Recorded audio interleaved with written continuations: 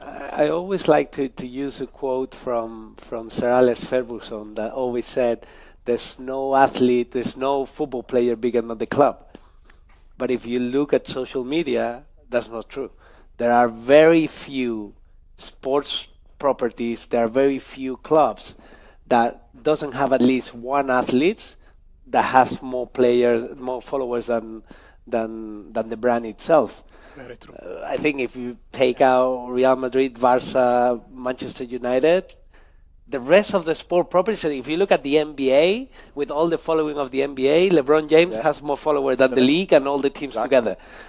So I think that goes back to the point, Mohammed, you were mentioning about authenticity. I think Gen Z feels more connected to people. They tend to follow people more than brands. If you tell me 20 years ago or 10 years ago that you will see people, young kids in the street in a city like Madrid, where I live, wearing Al Nasser shirts, Yeah. with all the football tradition that you have in Madrid, I will tell you, you're crazy. Crazy.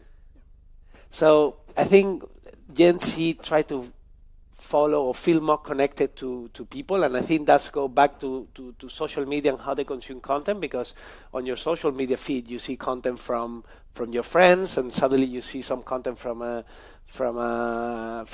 football, from your team, from the athlete, and maybe the content you see from the athlete feels more close to the content you're used to see and consume from your friends.